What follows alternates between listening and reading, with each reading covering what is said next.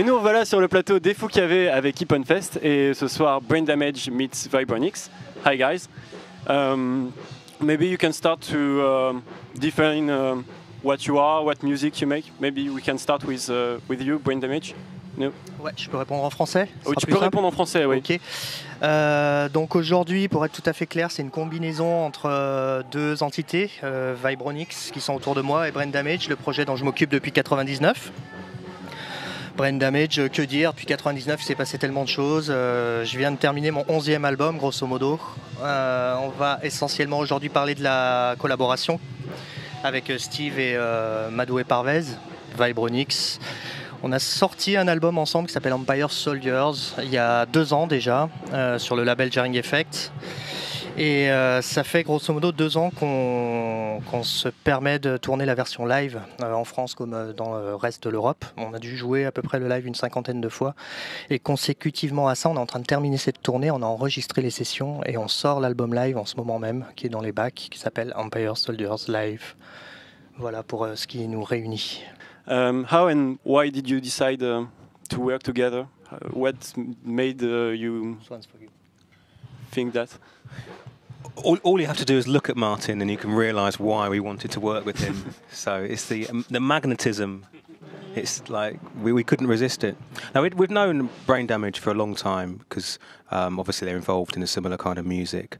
And Martin used to run a label called Bangarang, and some of my music was released on his label. So we've known each other for a long time and talked many times about, we should do a collaboration one day. And then a couple of years ago, it seemed like the right time and interesting time because you've got a very big scene for dub music growing in France and obviously a lot of dub music in the UK. So interesting to have a kind of project to link the two, really. So to work the new compositions for your new album, how does it work? Well, the new album is actually a live album, so we recorded it like last year, and then it was released last month in June.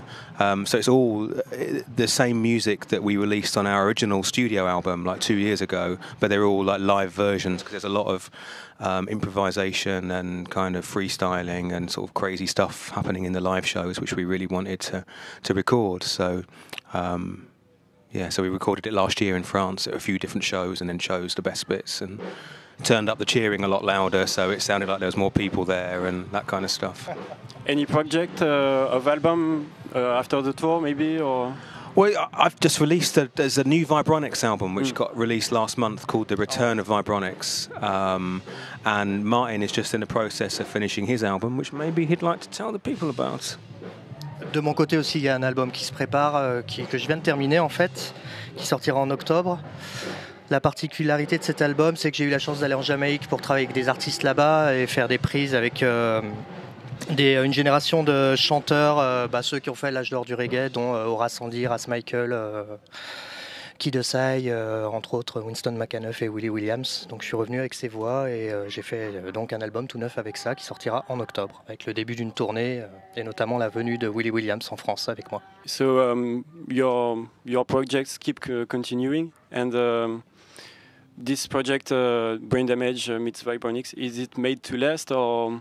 We have 4 more shows. We've got the show tonight. Next weekend we've got 2 more festivals over in the east of France, and then we have our final show near Zurich in Switzerland, and then that's it.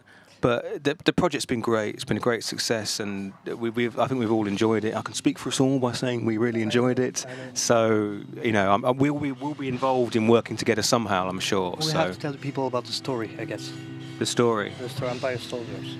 They can read it on the forums. Oh no, not that story. Juste le projet sur lequel on s'est réunis, donc l'album ainsi que les déclinaisons live, se sont articulés autour d'un fait historique. C'est-à-dire que Madou et Parvez ont écrit des paroles, ainsi que Sorjan et Mohamed El Abraoui, autour de l'histoire des soldats des empires coloniaux respectifs français et anglais pendant la Première Guerre mondiale. Et donc c'est vrai que peut-être que Madou peut dire 2-3 mots là-dessus parce que l'idée originale est venue de lui parce qu'il est spécialiste de cette période notamment en ce qui concerne régionalement, j'allais dire Ah, j'ai un trou de mémoire. Les Indes ou Non, les îles dont il est originaire, proche de la Jamaïque justement. D'accord. West Indies en anglais. Voilà. Donc effectivement, les Caraïbes. D'accord, Ok. oui, oui. Donc ouais, peut-être Madou, can you tell us a little bit about the story, Empire Story or something? Oh, well,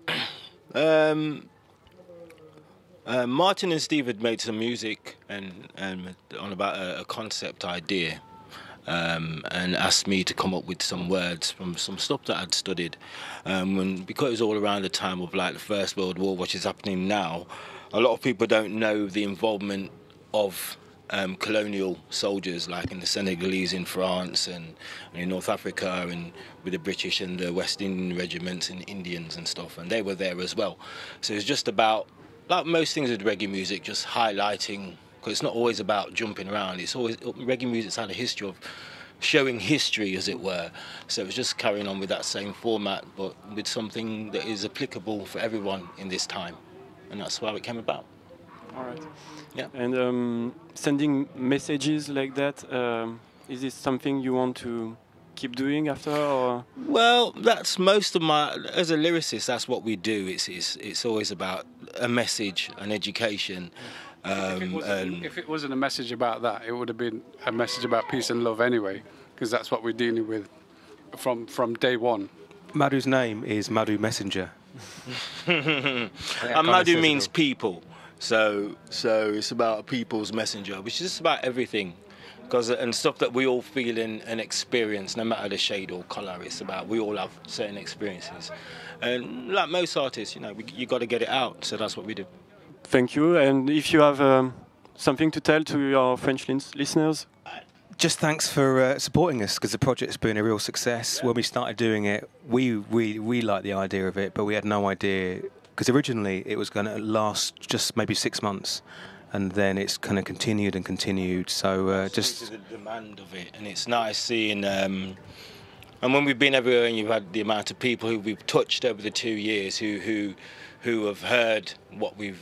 It's been thousands of people who've been educated. Whether they accept it or not is regardless, but they have a story, and the stuff afterwards about how many people went to find out about the history themselves and have been unlooked and stuff and looked it up. So that's job done as far as we're concerned, highlighting, you know, a story that we all share.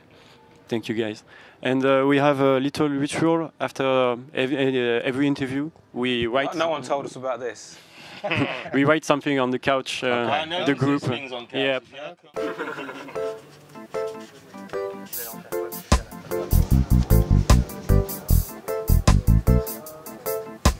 Super. Thanks, guys. Thank you very much.